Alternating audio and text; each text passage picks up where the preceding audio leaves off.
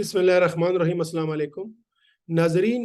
आज हम बात करेंगे लिवर सिरोसिस के मरीजों को कि जिनको तशखीस हुई है कि उनका जिगर सिकुड़ गया है या उसमें सिरोसिस है, चाहे वो हेपेटाइटिस बी की वजह से है या हेपेटाइटिस सी की वजह से है या फैटी लिवर की वजह से है या किसी और वजह से है, कि ऐसे मरीजों में खुराक में क्या एहतियात करनी चाहिए, वो क्या चीज़ें हैं कि वो बिल्कुल ना करें या ना खाएं या ना पिएं, और वो कौन सी चीज़ें हैं कि वो हस्बे मंशा इस्तेमाल कर सकते हैं, और वो कौन सी चीज़ें हैं कि जिनका इस्तेमाल अलाउड तो है, इजाज़त तो है, लेकिन कम मिकदार में। इन सब चीज़ों पे आज हम बात करेंगे इंशाल्लाह कि वो ऐसे मरीज़ अपने खुराक में क्या एहतियात करें और किस तरह अपनी खुराक का इस्तेमाल करें।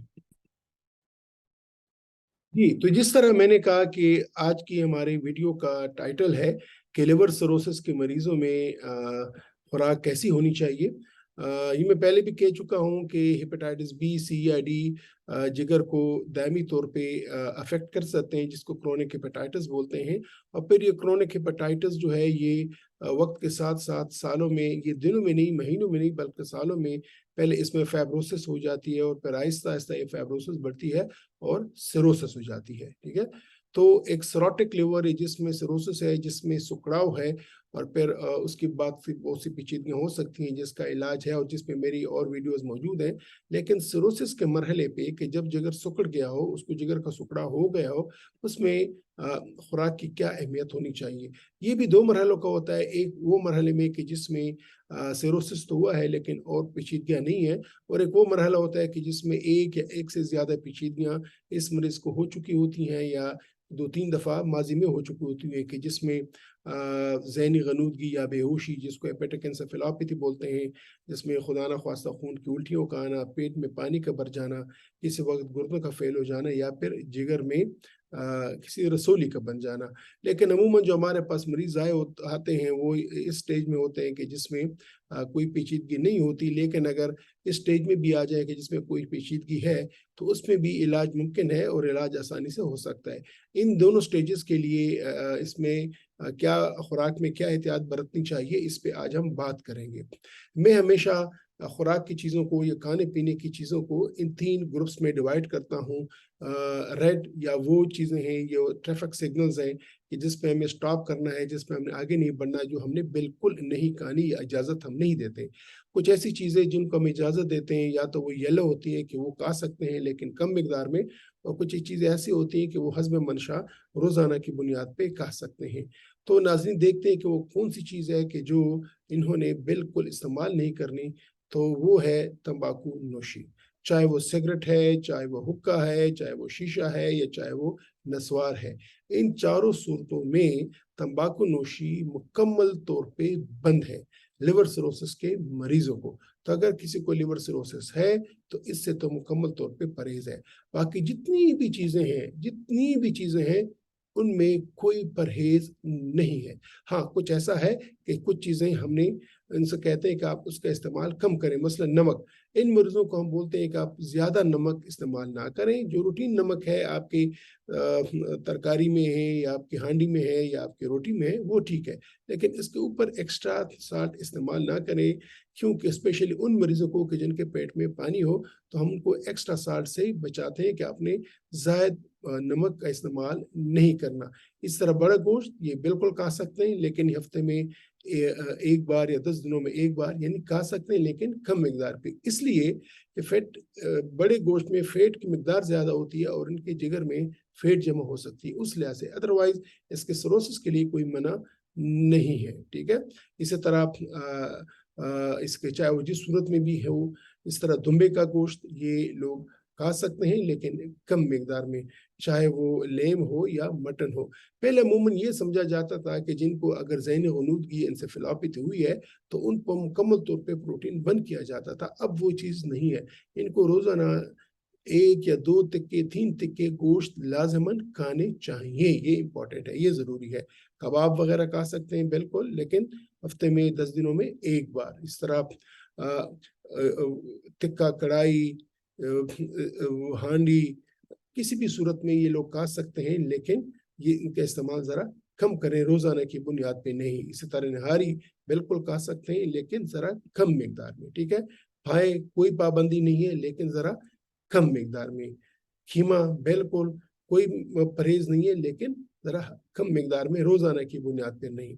फास्ट फूड्स बिल्कुल, ये आज कल बड़ा इन है, इसमें पिज्जा, बर्गर्स वगैरह, शवारमास वगैरह, ये भी खा सकते हैं, लेकिन हफ्ते 10 दिनों में एक बार, रोजाना की बुनियाद पर नहीं, ठीक है।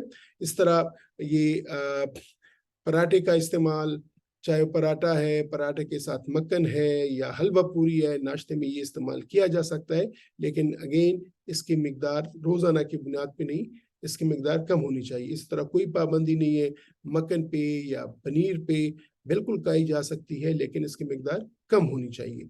बेकर की चीज़ों के लिए भी यही है, ये भी येलो कैटेगरी में आती हैं, चाहे वो बिस्कुट्स हैं, सैंडविचेस हैं, केक्स हैं या फिर मिठाइयाँ हैं, बशर्ते कि शुगर ना हो, ये बिल्कुल खाई जा सकती हैं, लेकिन ये कम बुनियाद पे, रोजाना की बुनियाद पे नहीं।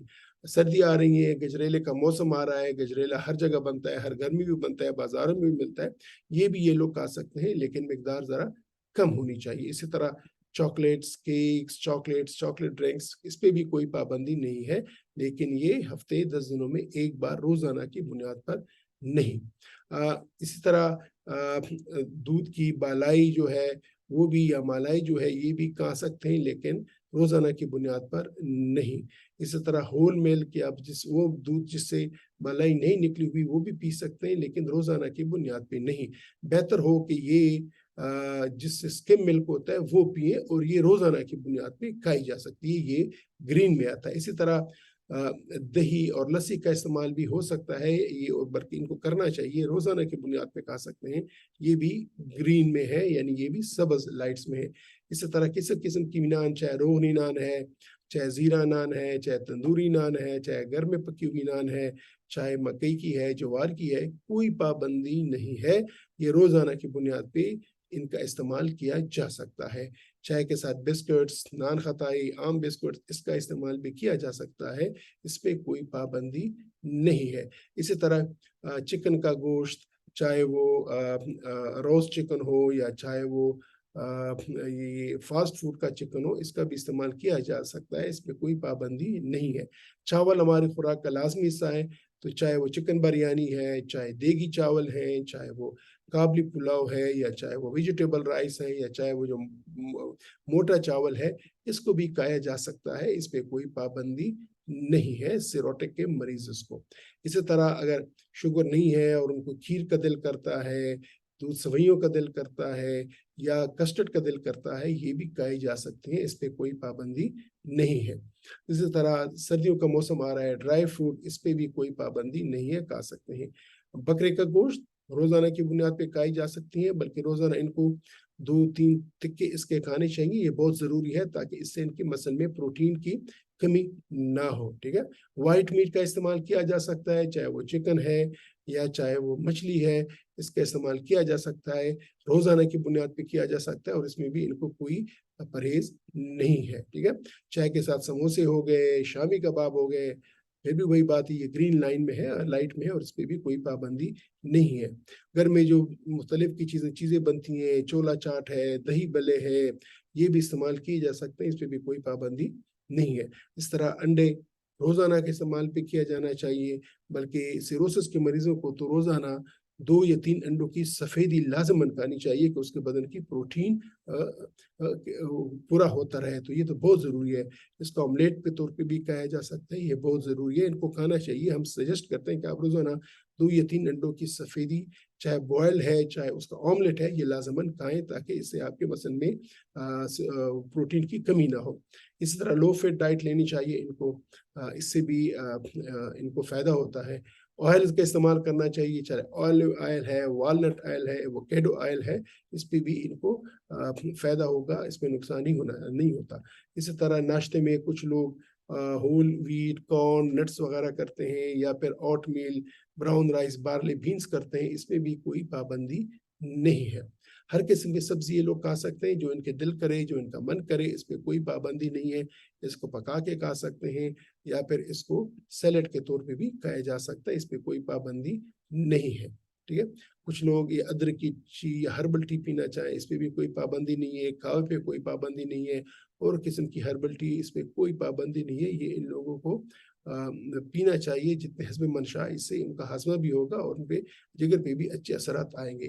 تو ناظرین، آج ہم نے دیکھا کہ اگر کسی شخص میں لیور سروسس کی تشخیص ہوئی ہے تو ایسے شخص کو اپنے خوراک میں کیا تبدیلیاں لانی ہے. بند تو صرف ایک چیز ہے کہ تمباکو نوشی سے پرہیز ہے. ریڈ میں تو وہ آ رہا ہے، باقی تمام چیزیں وہ کھا سکتا ہے، لیکن کچھ چیزیں ایسے ہیں کہ جن کو وہ ریگولر یا روزانہ کی بنیاد پہ نہیں کھائے گا، اور بہت سی چیزیں ایسی ہیں کہ ان کو وہ روزانہ کی بنیاد پہ حسب منشاء، حسب خواہش کھا سکتا ہے.